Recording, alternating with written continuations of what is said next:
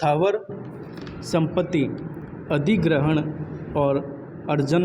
अधिनियम 1952 जो 15/3/1952 से प्रवृत्त था और धारा 1(3) के प्रभाव में केवल 6 वर्ष के लिए प्रभावी था, किंतु बाद में संशोधन द्वारा 6 वर्ष की अवधि को विस्तारित कर दिया गया के अधीन अपीलार्थी के पूर्वज B.M. कृष्णमूर्ति से उसकी 3 भूमि केंद्र सरकार के द्वारा सार्वजनिक प्रयोग हेतु अधिग्रहित और अर्जित कर लिया गया, जिनका क्षेत्रफल 4 एकड़ 47 गुंठा था और जो बाईपनहल्ली, बंगलौर में स्थित था। यह अधिग्रहण एवं अर्जन भारत प्रतिरक्षा अधिनियम 1962 के धारा 30 के अंतर्गत किया गया, क्योंकि इस अधिनियम के अंतर्गत अर्जन की शक्ति अधिनियम 1952 के तहत प्रदान की गई थी। सक्षम प्राधिकारी ने उक्त भूमि अर्जन के एवज में प्रतिकर निर्धारण अपने आदेश दिनांक 18 दिसंबर 1964 के द्वारा कर दिया, किंतु उसका अनुमोदन वर्ष 1968 में किया गया। इस बीच विधायी परिवर्तन एवं विभिन्न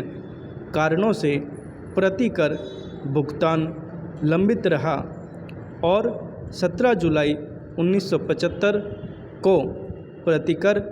न्यायाधिकरण ने आदेशित किया कि आवश्यक अर्जित भूमि के अलावा शेष भूमि का दावाकर्ता मालिक होगा और वह अर्जित भूमि का प्रतिकर प्राप्त करने का हकदार होगा। तब से लेकर वर्ष 2000 तक प्रतिकर निर्धारित नहीं किया जा सका और दिनांक 28 फरवरी 2000 को निर्धारित किए गए प्रतिकर को केंद्र सरकार ने कर्नाटक उच्च न्यायालय में चुनौती दिया। इस लंबन के दौरान B.M. कृष्णमूर्ति की विधवा और वर्तमान अपीलार्थी ने यह दावा करते हुए उच्च न्यायालय में रिट याचिका प्रस्तुत किया कि चूंकि अर्जन की अवधि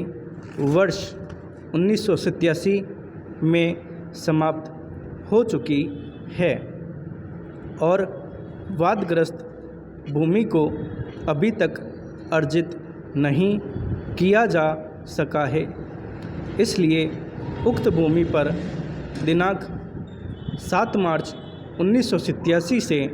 केंद्र सरकार का कब्जा विधि की दृष्टि में अमान्य है। कर्नाटक उच्च न्यायालय ने आक्षेपित निर्णय दिनांक 11 जनवरी 2008 के द्वारा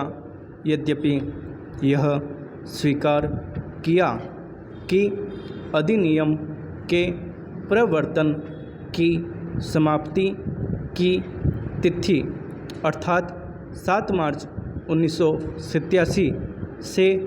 अर्जित भूमि पर केंद्र सरकार ब्रैकेट में प्रतिरक्षा विभाग का कब्जा अवैध है, किंतु उक्त भूमि प्रतिरक्षा विभाग के कुल अर्जित भूमि 600 एकड़ के मध्य में स्थित होने और उस पर प्रतिरक्षा विभाग का परेड मैदान और फायरिंग रेंज होने के कारण उच्च न्यायालय ने निर्णय किया कि प्रत्युत्तरदाता को भूमि याची को वापस करने का निर्देश नहीं दिया जा सकता है, किंतु याची 28 फरवरी 2000 को निर्धारित किए गए प्रतिकर को प्राप्त करने का हकदार होगा। तदनुसार याची याचिका और प्रतिकर के विरुद्ध केंद्र सरकार की अपील को निस्तारित कर दिया। अतः अपीलार्थी ने यह अपील प्रस्तुत किया।